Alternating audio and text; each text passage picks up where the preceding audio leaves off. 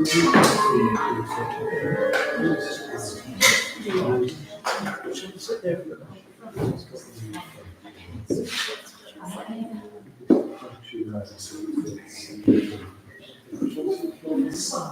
I guess I'm going to talk to this.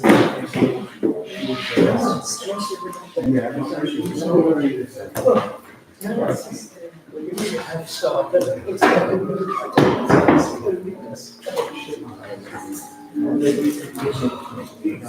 you.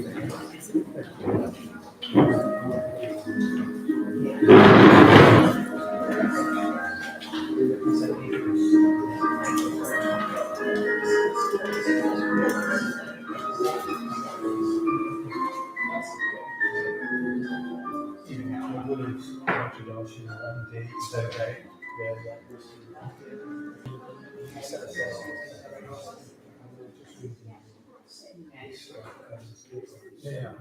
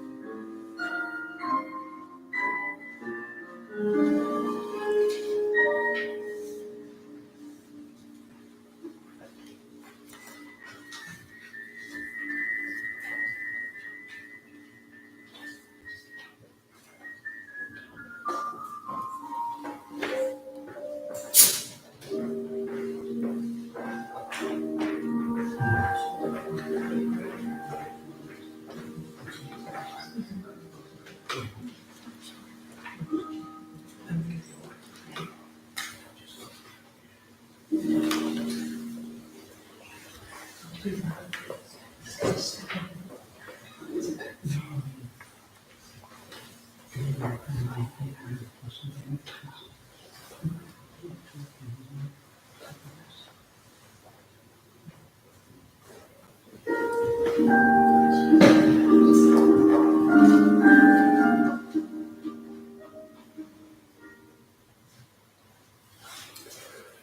a very warm welcome to the Brighton Buddhist Centre on this special day. My name is Maitri Darshan, and I've got the privilege of being celebrated at Gwen, Amodana's funeral today. So I just wanted to particularly welcome all of you guys in the room, friends and family, and all of the people online as well who have joined us from all over the place, I think. I wanted to make a particularly warm welcome to Gwen and Amodana's family, Nikki and Daniel, and the Koshiti, Annie and Donna Ian and Helen, and your grannies, Emma, Alice, and Lily.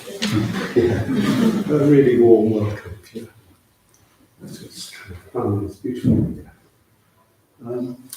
Yeah. So I just wanted to invite us toward an attitude of remembrance and celebration, because when I saw your grannies and William's photograph in the middle of the programme, I just thought, what a wonderful life, what a beautiful photograph. So I met Gwen before she was a Amodana. I met her at the old Buddhist Centre about, I think, more than 25 years ago.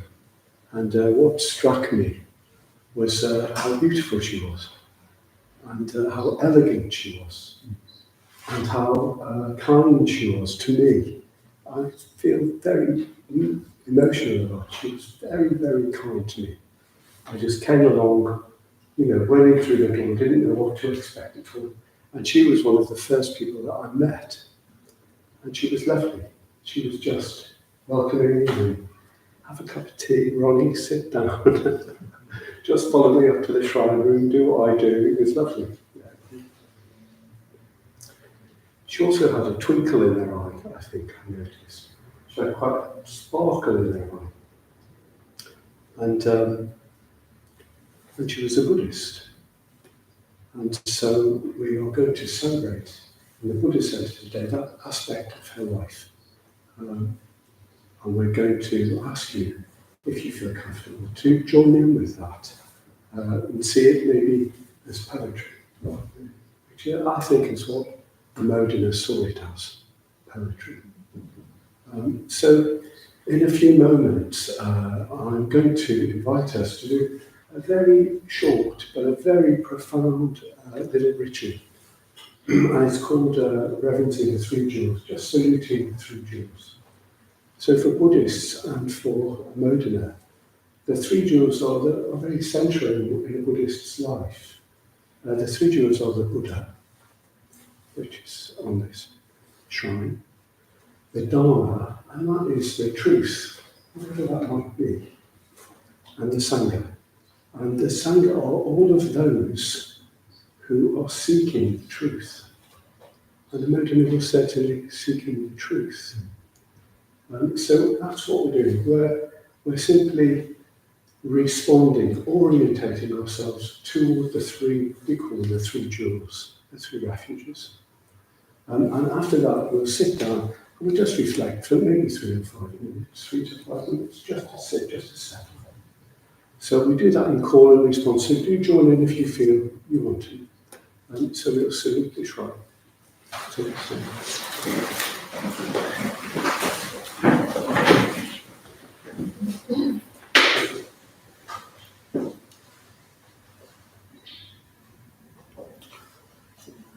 Namo Buddhaya. Namo Buddhaya. Namo Dhammaya. Namo Dhammaya. Namo Sanghaya. Namo Sanghaya.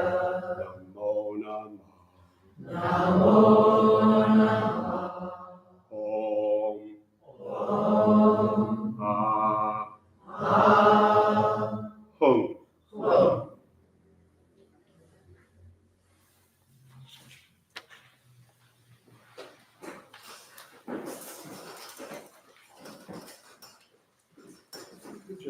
silent reflection just for 3 minutes or so.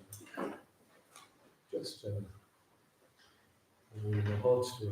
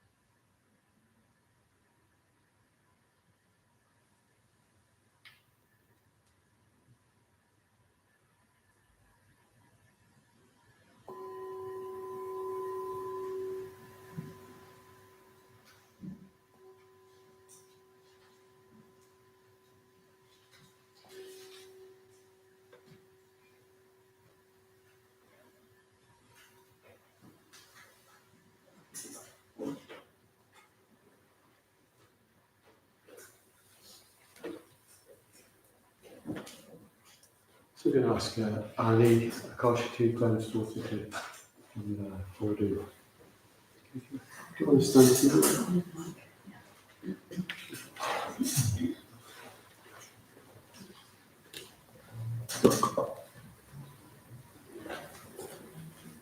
So thank you for coming, and it's really lovely to see people from so many different parts of Gwen and Amodana's life. So lovely to be here with family and Buddhist friends, other order members who say a bit more about that part of her life, but also some of you who were caring for Gwen in the very last years, really wonderfully. So lovely to see you too.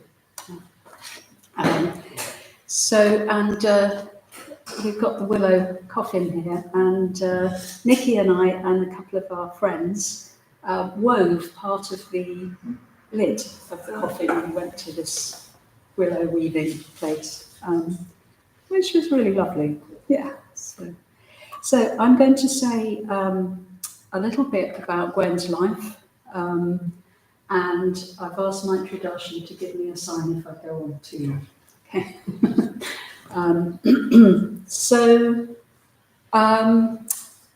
Really a lot had happened in Gwen's life before I was born, and it took sort of many years to realise that there'd been this very rich life before our time, the family.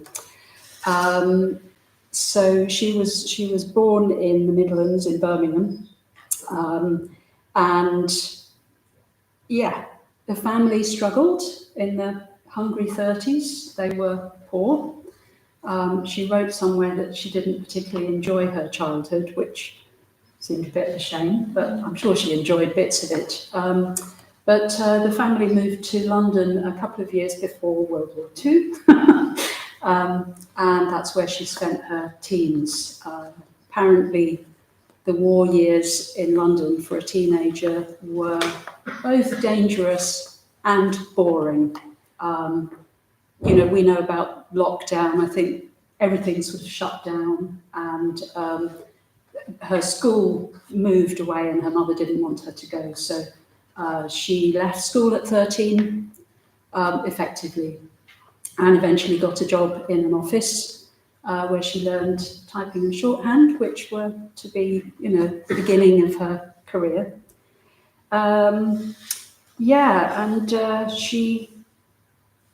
She witnessed the docks burning from where she lived, right across the horizon, a sight she would never forget, but it was very scary. And she also had a bit of shrapnel landing right in front of her on the way home from a cinema. They stopped showing movies quite soon after that, I believe. So yeah, that was quite an experience for a teenager, just to sort of take that in. And she also said that later in the war, when she saw, formations of planes going across to bomb Germany, that she was filled with compassion because she could imagine what it was like. But there was a silver lining. So when she was 16, she joined the Linguist Club in London, and that began her lifelong love of languages, and that was her career and, the basis for so much that happened in her life. And the Linguist Club was full of all sorts of really interesting young people, and I suspect some attractive young males that would have been quite a draw for a 16-year-old girl. So there were servicemen, there were free French sailors who'd been out at sea when the war had started and they came to Britain instead. There were people from the resistance from all over Europe. So she was learning French initially, then she learned Spanish and Italian later. I'm not quite sure how all that happened, but French to begin with. And she absolutely loved it. And she said that she was a kind of mascot and they spoiled her rotten, and she just loved it. So that was quite silver lining for her. And having had this very sort of damped down teenage years, apart from the excitement of the Linguist Club, I think, I have a sense that she just wanted to kind of break out, and she determined that she was going to go to Paris, which she did as soon as she could. And she started as an au pair, I think, and then ended up doing interpreting for the American military, who were sort of wrapping things up in Paris. So it was here that she learned Spanish guitar. I don't know how good she got, but that was what started her. But then she discovered flamenco dancing. And I think it might have been through her sister, actually. Not sure about that. And she was a natural, and she just went for it, and she ended up actually being a professional dancer for a time. And I've had lots of really lovely emails and cards from people, and quite a few people mention her style and her poise. And, you know, if you look at that picture in the middle of the programme, that incredible poise of a flamenco dancer, I think she carried something of that dignity for the rest of her life. And I realised when I was in the womb, I would have heard the sounds of castanets and flamenco and all that singing. So, it's a sort of strangely home for me. And she returned to London, and where she met our dad, David, a small, lively Scotsman who was also into flamenco. They became dancing partners and married, and they set up a Spanish-themed coffee bar, El Serrano, in Hampstead. And I think they were proud to have the first espresso coffee machine in London. Claim to fame. So they taught dance, they performed, they had other activities. They toured Spain and Portugal and gave talks for the BBC, apparently, the radio. Gwen did one, and I think my dad did the others. But I think this, and they had a basement where they had lots of dancing stuff going on, and all sorts of interesting people, I think, hanging out in the coffee bar.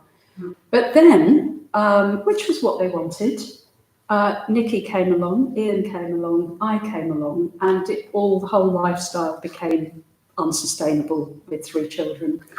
So there was a sort of settling down. My dad got a teaching job. We moved to a different part of London, suburbs. And I've wondered if this was perhaps not the easiest transition for her, having had this quite exciting independent life, to then be, raising a young family in a place where she didn't have any friends. I don't think she really knew anyone at that time. But she picked up her education, and through the Open University, she did O-levels, A-levels, and then she eventually got a degree in English and modern languages, I think. And that also flags up her lifelong love of literature, which was another really important thing for her. So her life was not without difficulties. When she was 11, her dad left. He was going to get work. She never saw him again. He left the family and never came back. They didn't quite know what happened. And she told me that she saw that other family members were pretty upset and angry and maybe bitter at times. And she made a decision that she was not going to go that route. She didn't want to be that person. And she wasn't, and she decided she wasn't going to blame her father. I guess she didn't really know what had happened. So fast forward to her mid-50s, and I was the last to leave home. So I was about to move to Brighton, to the art college here, and I think very suddenly and quite a shock for her, her marriage fell apart, and that was the end of the partnership with our dad. So I left home, and my mum came with me. She moved to Brighton as well, which she was drawn by the language schools and so on. She'd had this thought about moving to Brighton, but my dad didn't want to. So I think when I was thinking about this, I thought, oh gosh, that's a bit of a rerun of what happened with her dad. And she was, when she first moved to Brighton, she was living in a basement flat in Montpellier Road. There was a drug dealer upstairs, and people used to bang on the door in the middle of the night trying to score. So yeah, and she was on her own, and she was quite depressed. But again, she made this decision that she was not going to become the angry, bitter, betrayed woman. And this precipitated her to pick up meditation again, which I think she dabbled with, I don't quite know. But this was how she come to the Brighton Buddhist Centre. And it's lovely that there's some people in the room who would have been there at the time. That would have been in the early 80s. And she found Surita, a wonderful yoga teacher and meditation teacher, and sort of got more interested in the Buddhism. And I think I was a bit lost as well, actually. I was pretty upset about the break. So not only the marriage, but it was the end of the family home. It was the end of her teaching career. It was massive. It was just like everything was swept away in a couple of months. So yeah, I was quite wobbly as well. And she said, "Why don't you come to the Buddhist Centre too?" So I'm a Buddhist because my mum told me to. Well, that's not the whole story, obviously, but it's a good line, isn't it? So yeah, and I was really inspired by this quality she had, that she wasn't going to be a victim of circumstances, and I think that was the thing that really impressed me. And made me think, oh, maybe what she's doing. And I could see that the meditation and yoga and everything was really helping. So even at, that age, I wasn't that aware of her as a separate person really, but I noticed that it was helpful. So, so we both became involved in Buddhism in the early 80s, and it's been this shared context ever since. And it's been a very rich, I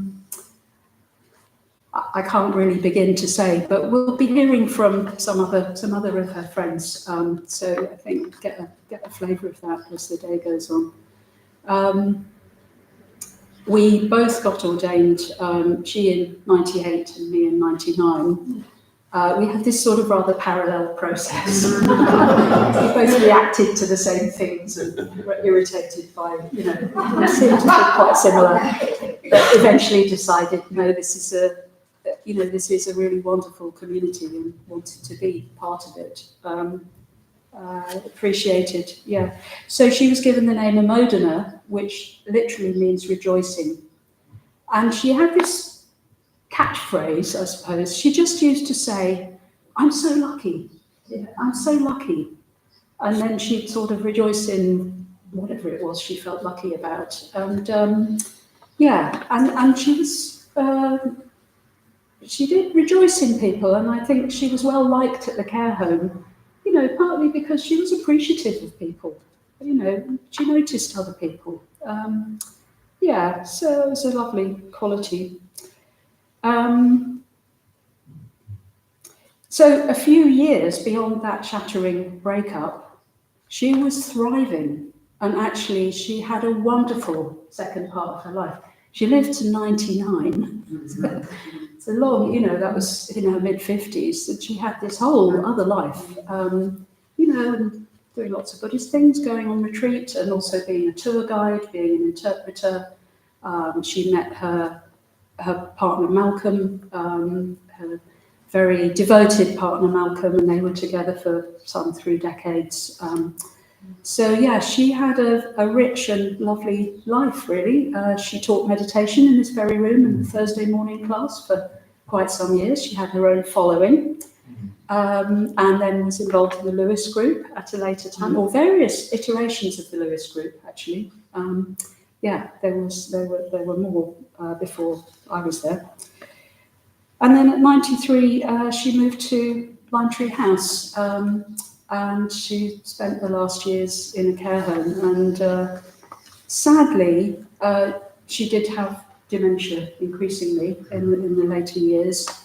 And I personally think that, I'm sure her age and everything else would have been a contributing factor, obviously, but I think it was partly triggered by the accident that she had with her partner Malcolm, in which he was killed. They had a road accident, and she felt responsible because it had been her initiative to go out for a walk to cross the road where they crossed, and they were both hit by a motorbike, and he was killed. He died later that night, and I think she just felt responsible for his death, and she had what we now recognise as PTSD. She was having flashbacks and so on.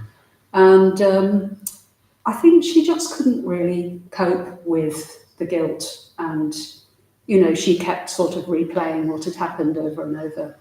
And I've got a feeling that something in her brain just sort of wanted to kind of switch it off. So who knows? That's a theory. So she died peacefully.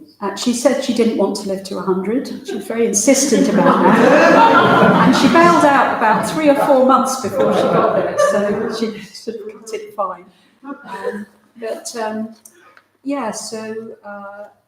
We were all with her we got a phone call from Lime Tree House saying, come. We came down. Nikki and I were there. We were sitting with her, and then the following morning, at the time she actually died, it just happened to be me in the room with her, and it just came to me to recite some Buddhist verses and a sevenfold puja, which is something she'd have been very familiar with. And as soon as I started that, I just felt like she was present. And it was a bit like she was going, yeah, this is it, this is what I want now. So I was chanting my puja, as you do, and I got to the Heart Sutra, which is probably the core teaching of Buddhism, you could say. And I realised, because we all thought that she'd go on a few more days, and I had this bag packed with all my gluten-free food because I thought we'd be hanging around for days. So I wasn't really expecting her to die then. So I was reciting the Heart Sutra, and I suddenly thought, she stopped breathing. And I thought, well, I better go on with and finish because it's a sort of ritual with its own momentum. And indeed, she had stopped breathing at that point. She died. Ian came back a few minutes later. Nikki arrived, a short while after that. And it may sound a bit odd, but there was something kind of perfect about it. It was beautiful the way she went. It was peaceful, and I just felt very deeply connected with her. And it was time to go. People say to me, "Oh, it's so sad. I'm really sorry," but I don't feel particularly sad. It'll probably hit me at some point, but it just felt right, actually. So. One more bit. Thank you. So after we planned the funeral, I discovered a thing that she'd written, Planning Your Own Funeral, which she'd done at a workshop at Evolution, I think it was. She said, yes, I think you were there, weren't you? Yeah. Yeah. Me too. Yeah.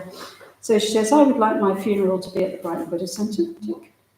The things that have most meaning in my life, my children, my talents, my partner, she says, brackets, died 2016, and my spiritual progress. My interest in various things, such as meditation, yoga, theatre and culture. She'd like to be remembered for her my accomplishments, language, teaching, and organisational ability. She was a capable woman, yeah. I think in the years in Paris, she actually ended up with a lot of responsibility because the guy she was working for in Classic, she was the secretary, he was often away, so she was sort of running things a bit. Other things I'd like to be remembered for, and the first three, she's got a sort of question marks and not perfect, and some wisdom, understanding, and compassion. And then she says, my uniqueness, brackets, we all have that. My persistence, yeah. And then in slightly wobbly writing, my vulnerability. And then in really wobbly writing, my love.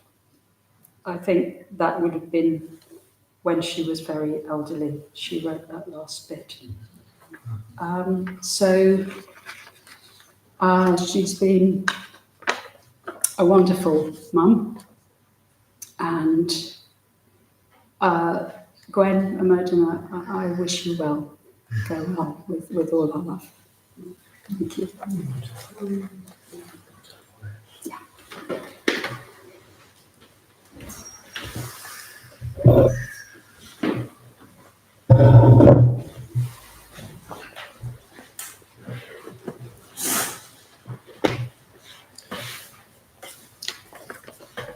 Thank you, Koshti.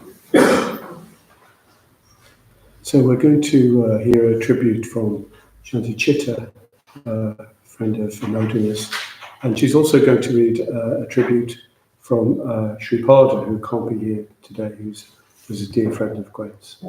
So Shanti Chitta, would you like to, I don't know if you want, where you want to start.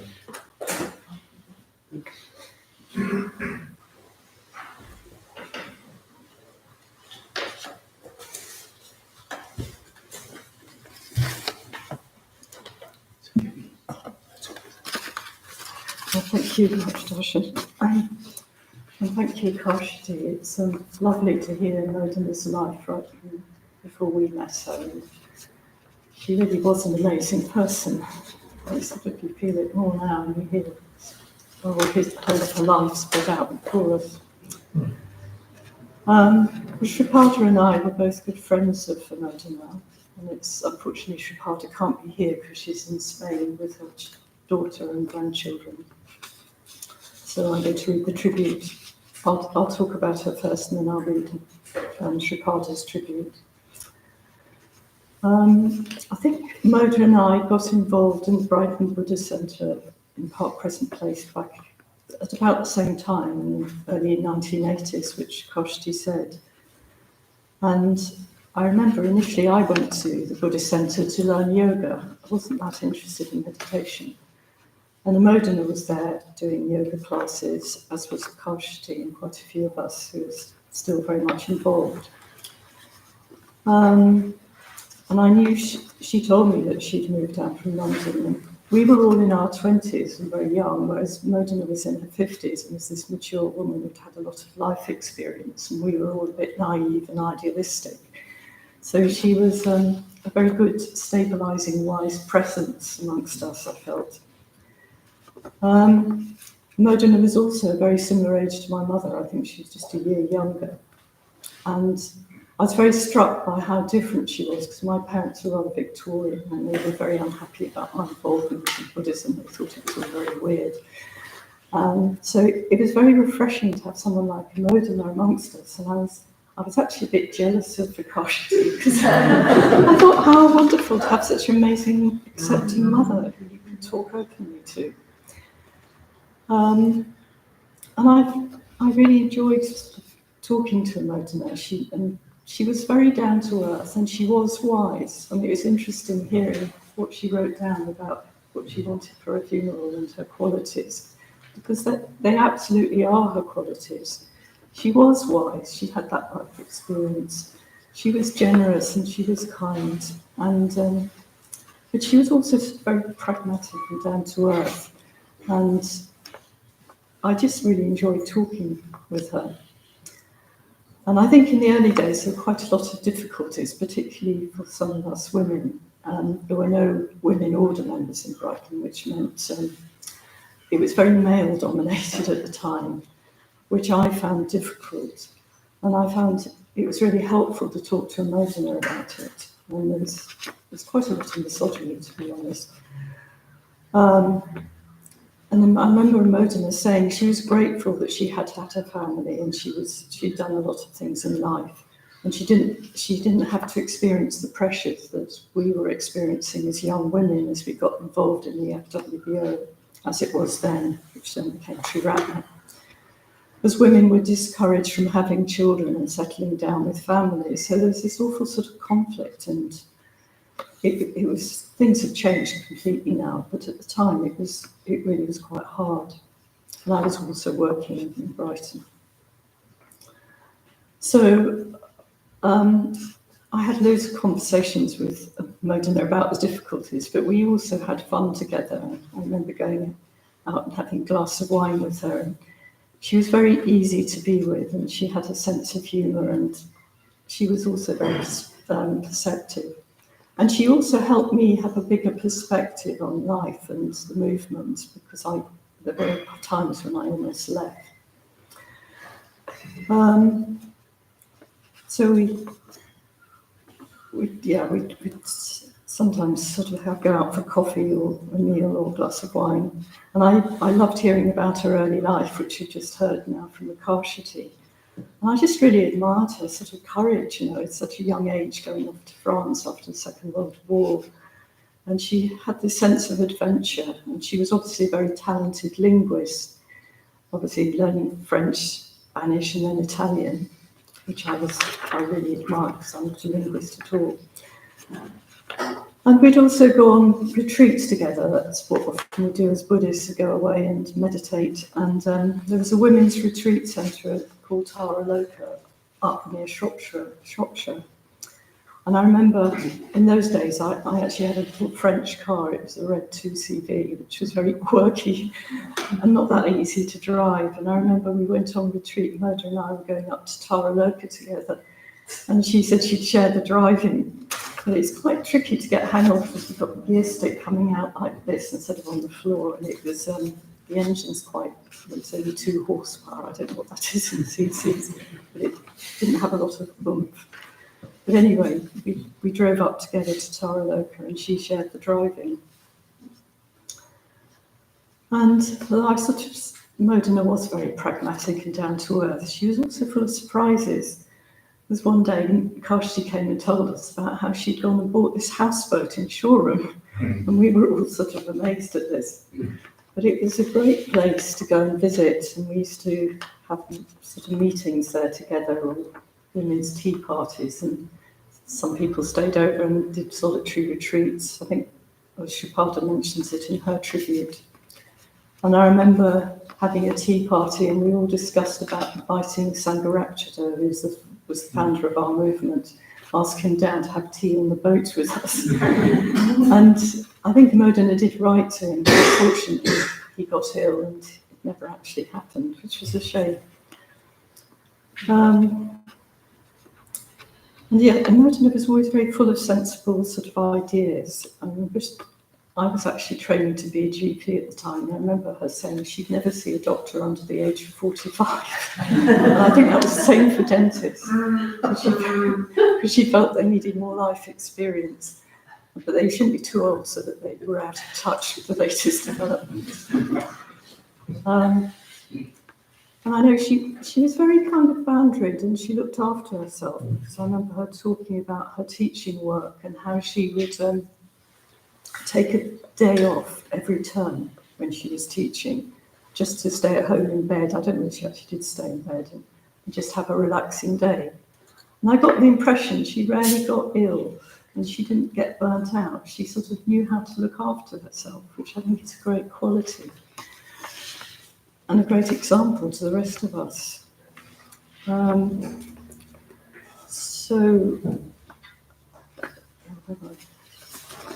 So after moving to Brighton, she eventually moved to Lewis, as Karshati has told us about.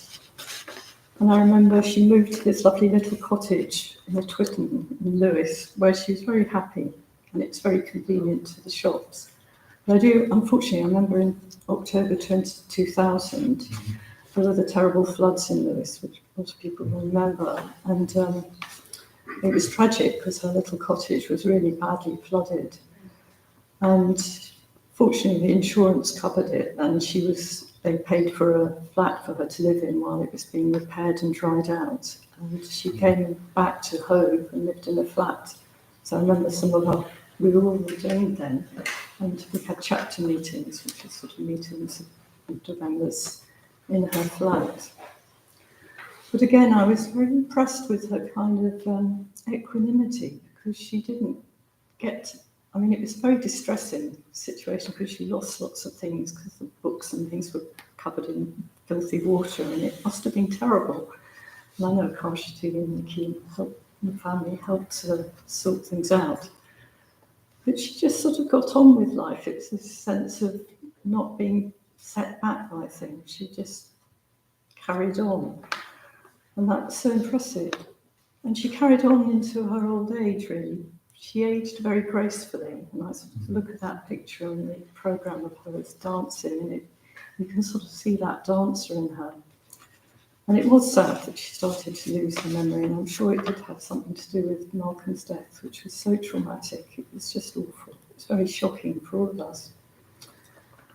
I just want to say a bit about when she was ordained in 1998, she took up the practice of Ratnasambhava.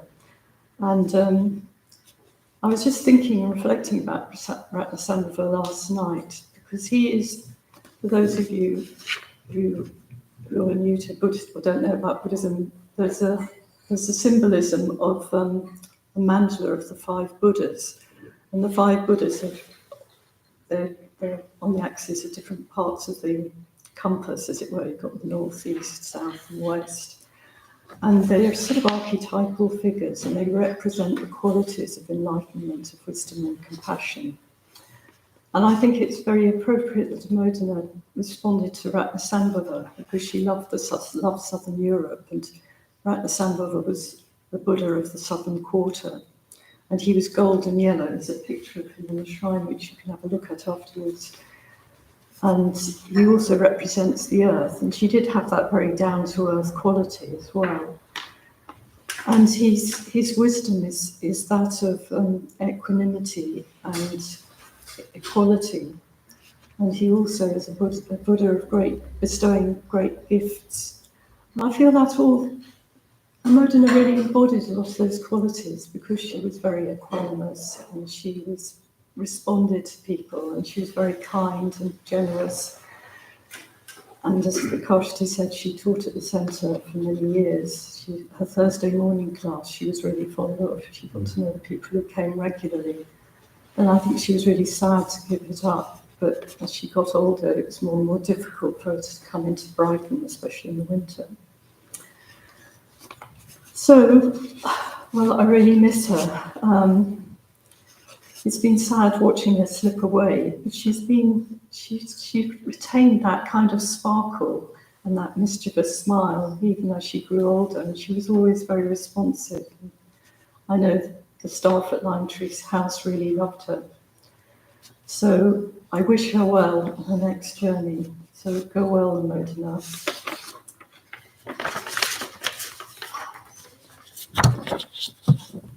So I'll now read out the tribute from Shripada, who's sorry not to be here today. So Shripada and I were both what we call Kalyana Mitras to her. It's a sort of spiritual friendship. So, and I think Shripada was very close to Amodana, saw more of her than I did. So she writes, I'm sad not to be present at my dearest close friend Amodana's funeral. I'm in Barcelona with my daughter and granddaughters. Amodana would fully understand that life goes on, but perhaps I'll go down to the square and enjoy the local Spanish old ladies in their line dancing class. Dancing to Viva España in memory of my adventurous, clever, fun-loving friend, She'd really loved that. I met Gwen in the early 80s when my 2 children were quite little. We were in study groups together and at yoga.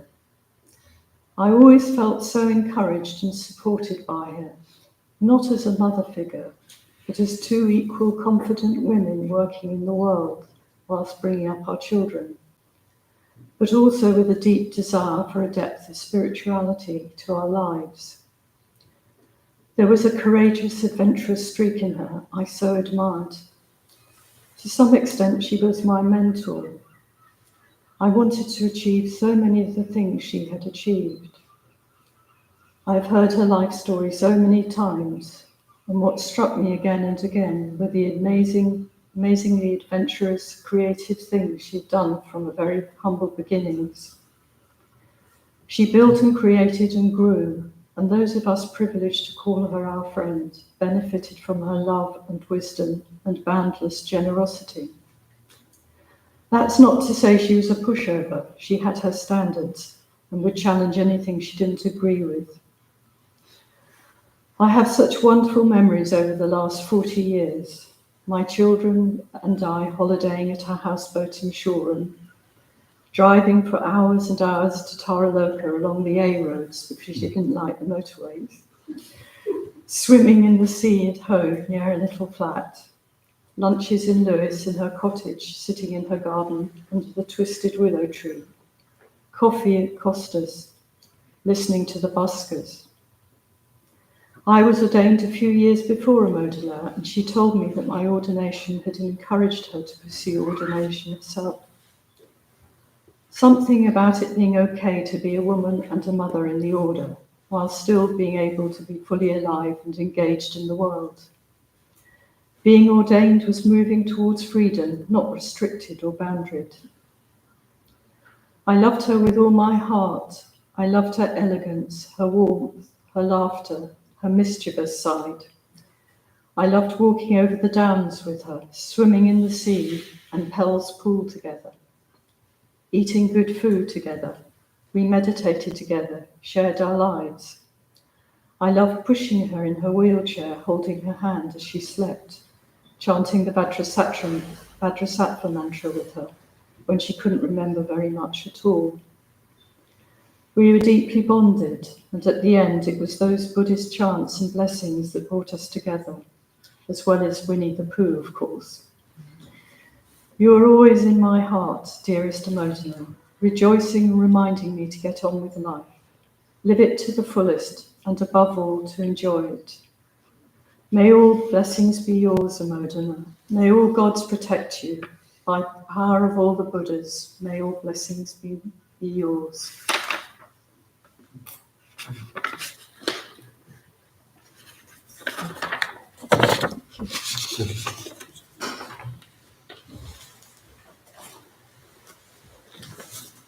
Thank you, Shri.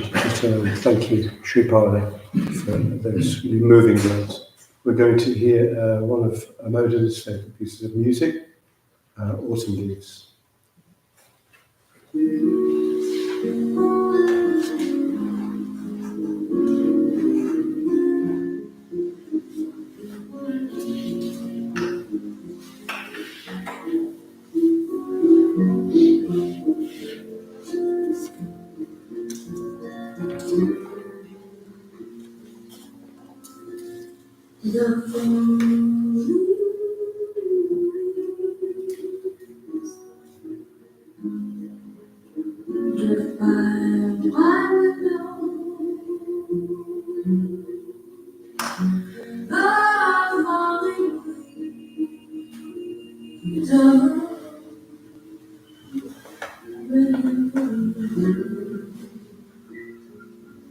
I see your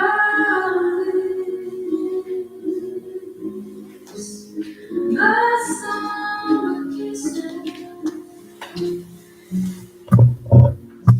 the summer light.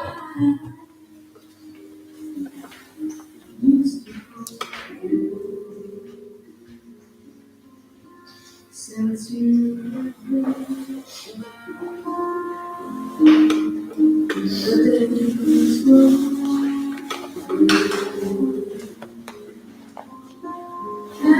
and surrounding.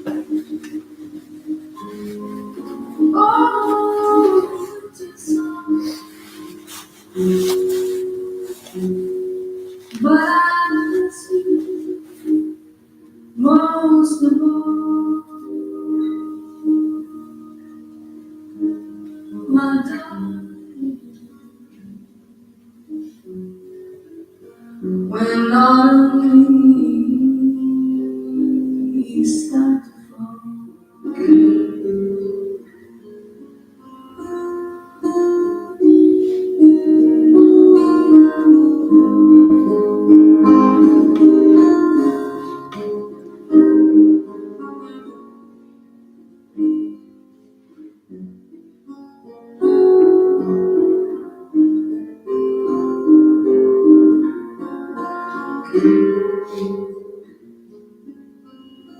since you went away,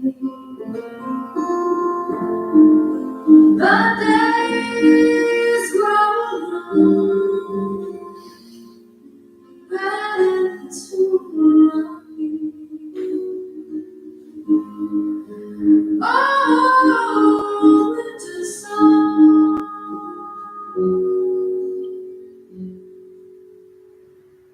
but I miss you most of all, my darling. When autumn leaves start to fall,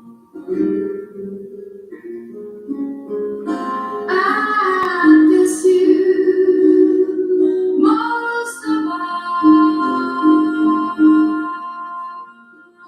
my darling.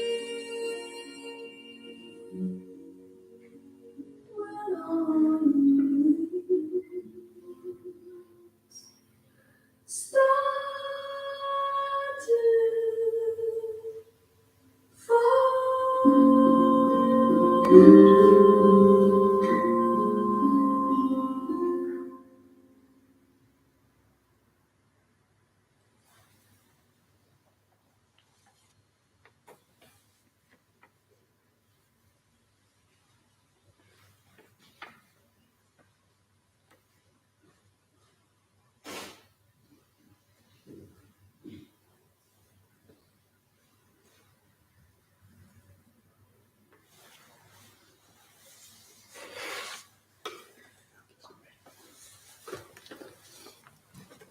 So I've got Prasanna Manas with me down here, but you can't see him from over there.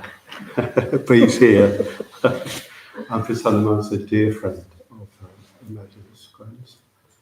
And he's going to read something for us, I think. Well, I will include a couple of poems, but I'm also going to give a tribute to Good. my memories of her. Good. Yes. Good. Thank you. Can we all hear Prasanna Manas? Apologies for sitting down, but I wobble when I stand, so you find that quite distracting. Yes, I showed up at the Brighton Buddhist Centre in Park Crescent Place, which we've heard quite a lot about already, in October 1983, 1984. And my reason for going there was that I wanted to learn to meditate. And that's what I was kind of single-mindedly focused on. But I got more than I bargained for. Friends' Night was a very elaborate affair in those days. It had various stages, such as sitting on the cushions and in a meditation session, and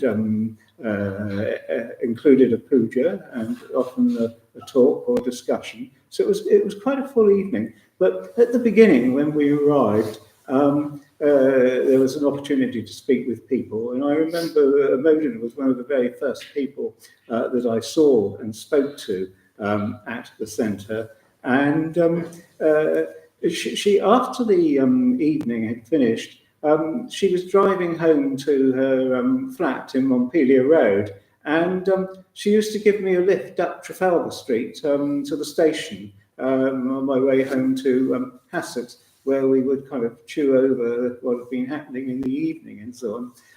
And she was a very good guide, very good indeed, because those of you who were there will remember that the shrine room at Park Crescent Place had been 2 bedrooms. So it was quite a narrow rectangular space with people sitting on cushions against each wall. And then during the proceedings, I noticed that people were exchanging glances across the shrine room at one another. And I thought, what's going on here? So I mentioned this to one of our conversations with Amodana, and she explained to me who was going out with whom, who had been going out with whom, who wanted to be going out with whom. And so that was my kind of introduction to the Sangha, because I had all these weird ideas, that Buddhist was celibate and all that kind of stuff. Go to Park Crescent Place. No, that was not the case. But a friend who also knows Amodana, and to whom I told this story, didn't like it. He said it made her sound like a gossip. But I don't agree. It actually did show her real interest in people. There was a warmth in her feelings about in her approaches to people. And indeed, I remember having to caution myself not always to be talking about myself, because she was an amazingly good listener, and she'd ask a question and draw you out. Oh, I kind of loved this. I could have spent the evening. And I used to talking about myself and say, well, I used to think, no, it's time I kind of asked Amodana about her life and what she was doing and so on. And here again, she was really, as I said, a very helpful guide, because I don't know what it's like these days, but when you come along to a class at the beginning, especially if you're focused on one thing, as I said in my case, meditation, there are all these strange words coming up. There was Bhante, and there was Sangharachita, and there was the Sangha, and all that kind of stuff. And I said, yeah, well, what's this got to do with meditation? But she was very good at explaining and decoding, if you like, the language which was being spoken there. So it really helped me to settle in, and it was really a very worthwhile part of my life, that class on a Tuesday evening. And Amodana was so very much a part of that, and she was a very shrewd judge of character, and she would make comments about people and so on that seemed absolutely spot on, but also very kind. I mean, I found when I was in conversation with her that there were no limits, and in other words, I could discuss what are sometimes called the difficult topics, and she would receive them in a very kindly way, and we would talk about them very, in a very free sort of a generous way. And I valued that very much with my experience of Amodana. And we soon established that we had a shared love of poetry, of literature in general, but certainly of poetry. And so we set up a little group, a poetry reading group, and we would choose a different poet for each month, or whenever it was we were going to meet, and we'd have a great time. I think it must have been originally in Montpelier Road, talking about whichever poetry it was we were reading that month. And I remember on one occasion, I didn't actually want to introduce Dylan Thomas as the poet of the month, because I soon discovered that she didn't like Dylan Thomas because she couldn't understand him. And so, well, I actually spent time when I was with her on one occasion going through a Dylan Thomas poem and explaining how I kind of reacted to it, but it didn't work. I think she had her boundaries, but they were pretty wide. So that was a thing that then. Another memory. So that's the first of all, as I say, enjoying her company at Friends Night at the centre. Then having these meetings, first of all in Montpelier Road, and I remember that she had this dream that she would like a cottage in Lewes. And it was extraordinary to watch this dream come true. That was really wonderful. And the cottage has already been referred to and mentioned. You went down a little twitting off Cliff High Street, and it was kind of in the shadow of the brewery, but that didn't seem to be here or there. And so when I used to have lunch with her, and she is a very generous host and a great cook, and the poetry didn't then become the sort of sole object of conversation. We just generally talked like friends would.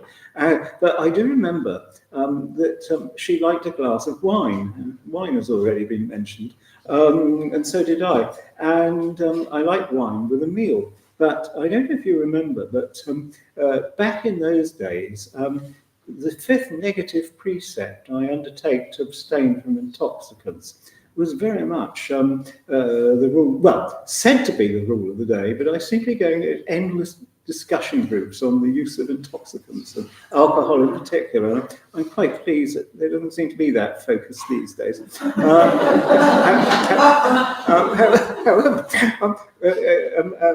Amodana used to always have a bottle of wine, which we had with our meals. And so I said to her, well, what does your chapter say about this? I mean, I obviously didn't know what chapters were, but I thought it might be their business or their interest.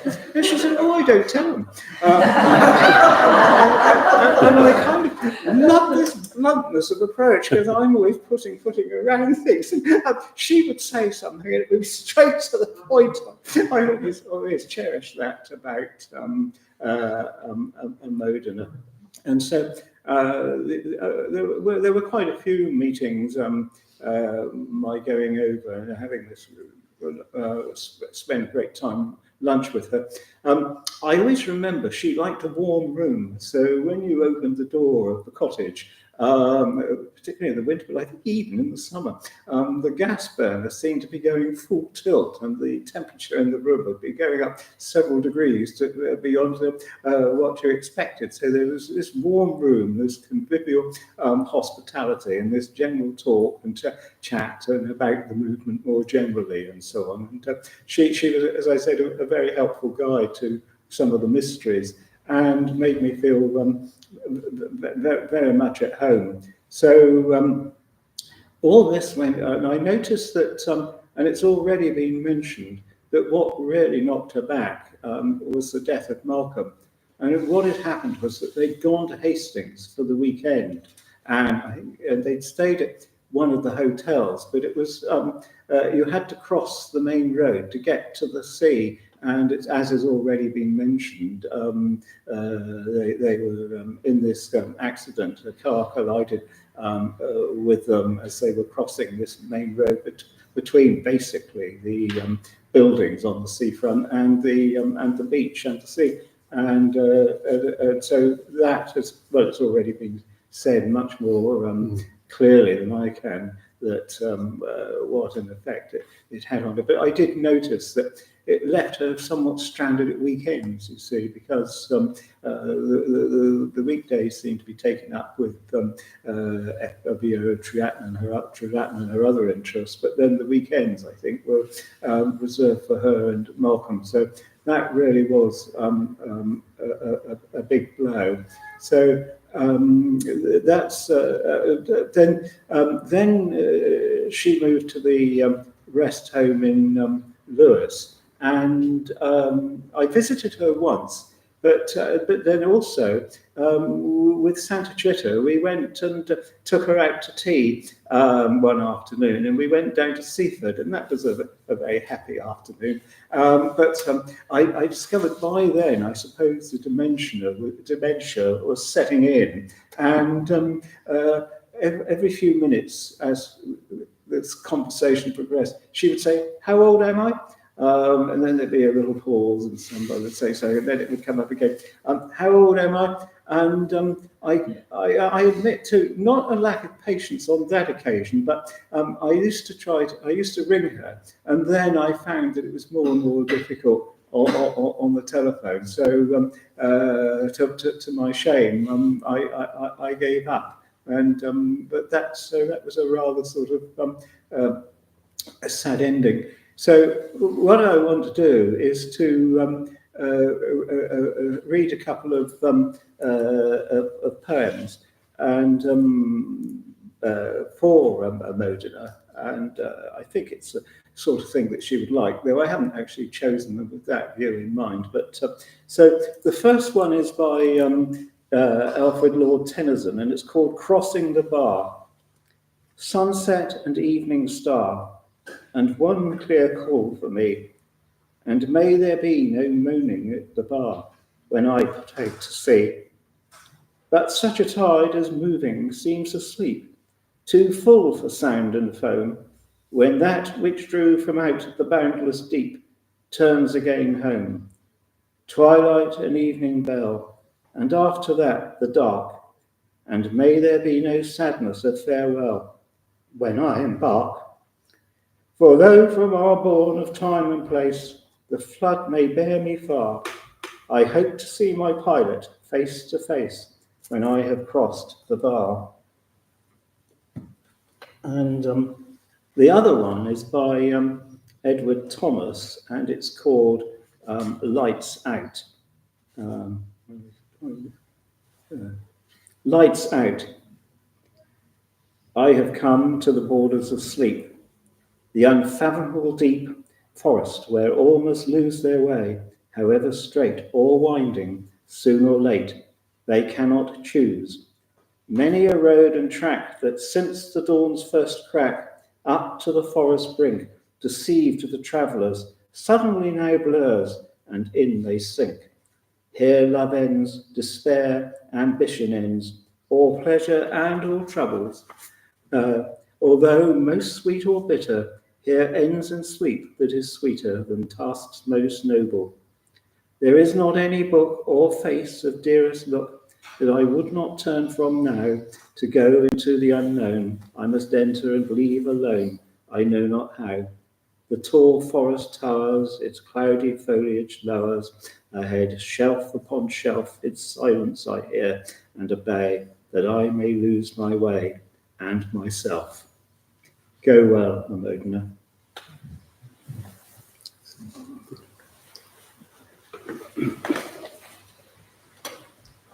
So thank you, Prasanna Manas, for sharing those stories and that lovely poetry.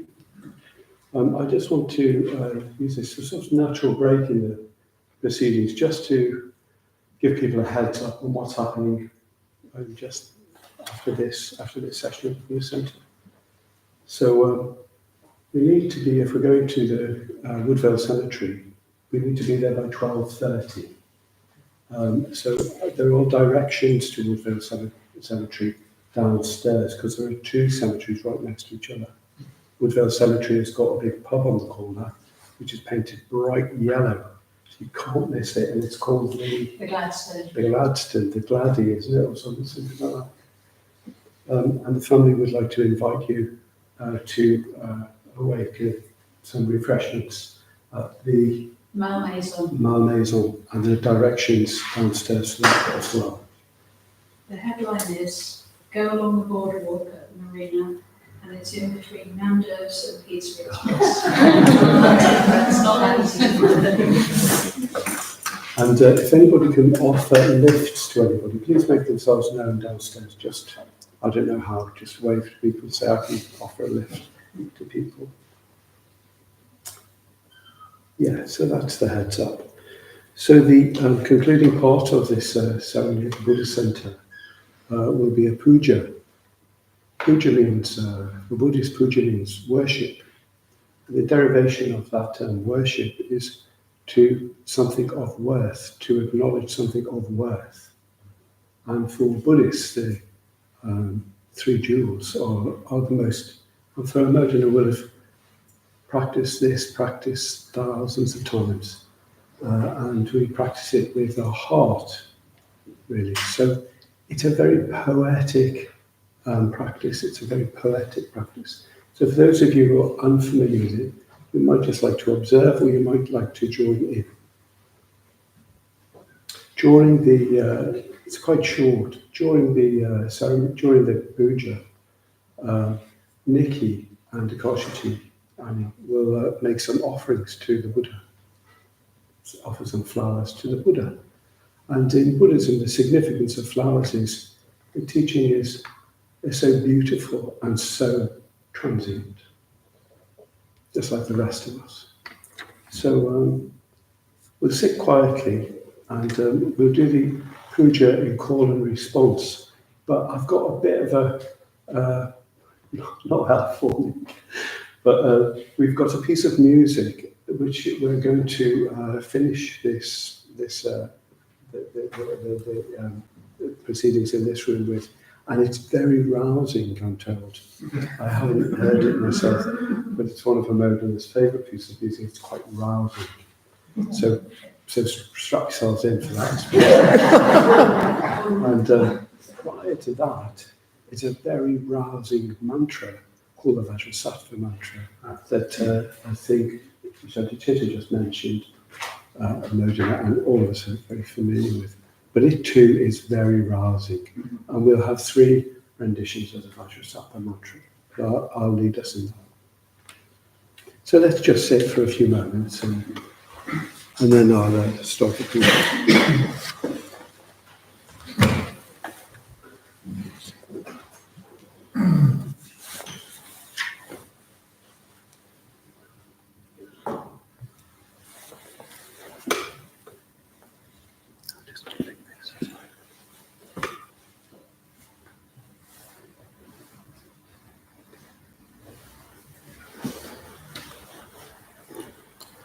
So after reverence to the 3 jewels, we'll recite, for those of us who are familiar with it, we'll recite the Heart Sutra, which is the piece, which is a very precious piece of Buddhist teaching that was read to Amodana as she died.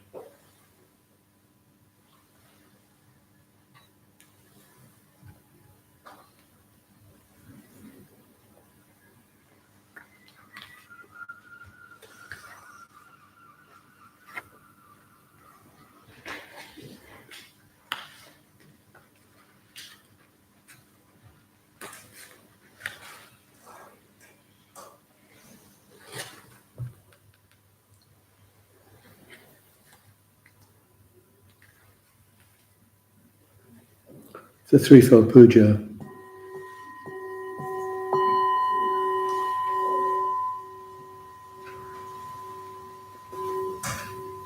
Opening reverence.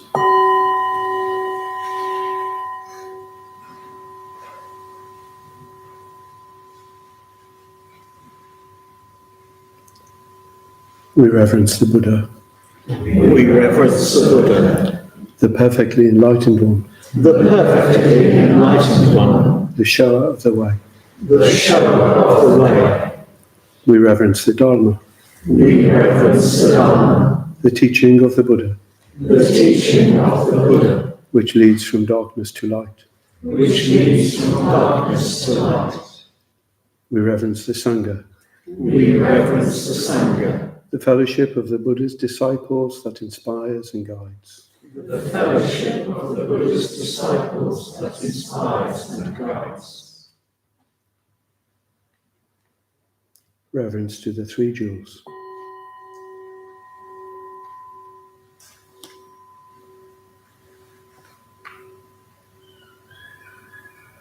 We reverence the Buddha We reverence the Buddha and aspire to follow him. and aspire to follow him. The Buddha was born as we are born. The Buddha was born as we are born. What the Buddha overcame, we too can overcome. What the Buddha overcame, we too can overcome. What the Buddha attained, we too can attain. What the Buddha attained, we too can attain. We reverence the Dharma We reverence the Dharma and aspire to follow it and aspire to follow it with body, speech and mind with body, speech and mind until the end. until the end. The truth in all its aspects, The truth in all its aspects, the path in all its stages, the path in all its stages. we aspire to study, We aspire to study, practice, practice, realize. realize. We reverence the Sangha and aspire to follow it. We reverence the Sangha and aspire to follow it. The fellowship of those who tread the way. The fellowship of those who tread the way. As one by one, we make our own commitment. We make our own commitment. An ever widening circle. An ever widening circle. The Sangha grows. The Sangha grows.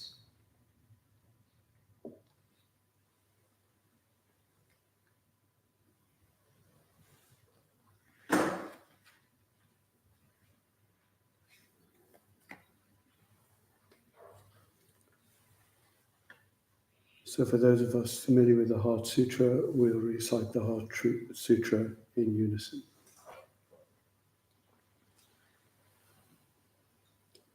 The Heart Sutra. The Bodhisattva of compassion, when he meditated deeply, saw the emptiness of all five skandhas, and sundered the bonds that caused him suffering. Here then, form is no other than emptiness, emptiness no other than form. Form is only emptiness, emptiness only form. Feeling, thought and choice, consciousness itself, are the same as this. All things are by nature void. They are not born or destroyed, nor are they stained or pure, nor do they wax or wane. So, in emptiness, no form, no feeling, thought or choice, nor is there consciousness. No eye, ear, nose, tongue, body, mind. No colour, sound, smell, taste, touch, or what the mind takes hold of. Nor even act of sensing. No ignorance or end of it. Nor all that comes of ignorance. No withering, no death. No end of them, nor is there pain or cause of pain, or ceasing pain or noble path to lead from pain, not even wisdom to attain. Attainment too is emptiness. So know that the Bodhisattva, holding to nothing whatever, but dwelling in pranayama wisdom, is freed of delusive hindrance, rid of the fear bred by it, and reaches clearest nirvana. All Buddhas of past and present, Buddhas of future time, using this pranayama wisdom, come to full and perfect vision. Here then the great Dharani, the radiant peerless mantra, the Pranayama Paramita, whose words allay all pain. Hear and believe its truth. Gate, gate, paragate, parasangate, bodhiswaha. Gate, gate, paragate, parasangate, bodhiswaha. Gate, gate, paragate, parasangate, bodhiswaha.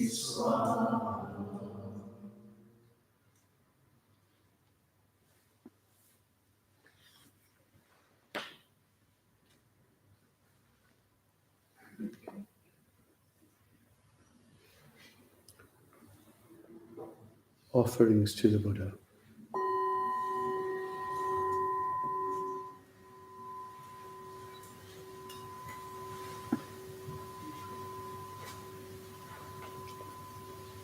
Reverencing the Buddha.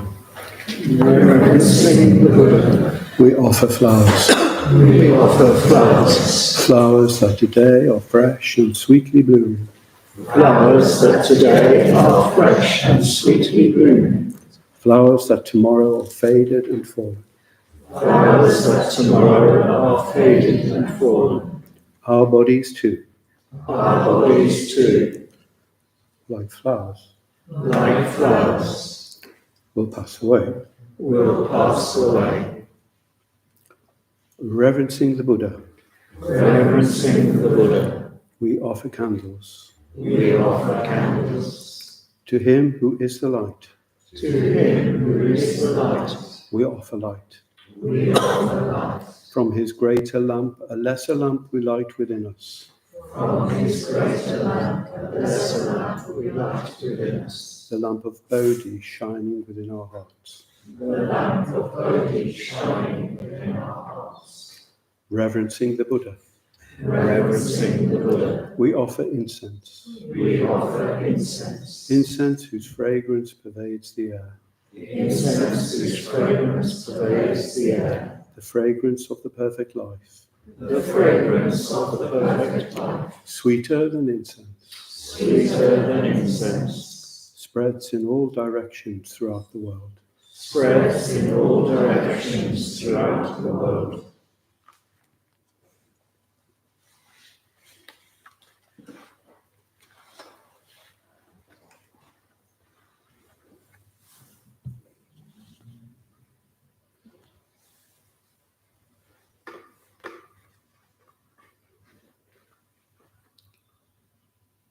The Vajrasattva mantra in unison, which we'll repeat 3 times.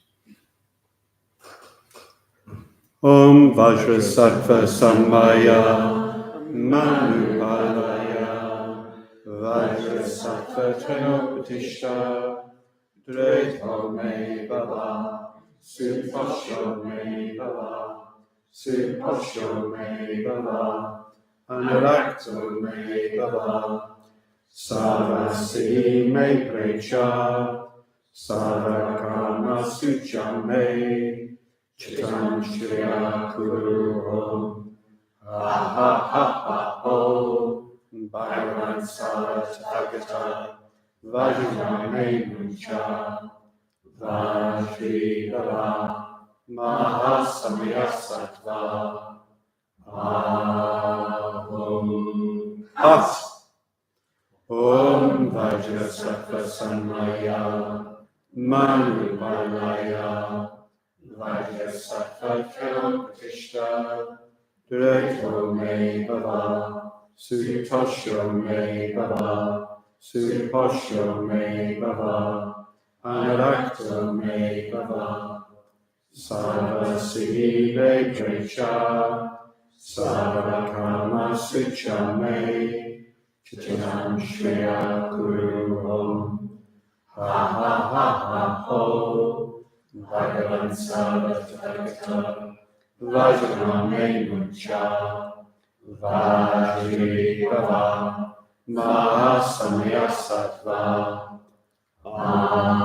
Ahom Hat Om Vajrasattva Sammaya Manupalaya Vajrasattva Trenopatishta Dreto Me Baba Sutosho Me Baba Suposho Me Baba Anurakto Me Baba Sarvasi Me Precha Sarvakama Sucha Me Chitam Shriya Kuru Om Ha Ha Ha Ha Ho Bhagavan Saratagata Vajra Me Mucha Vajri Baba Mahasamya Sattva Ahom Hat.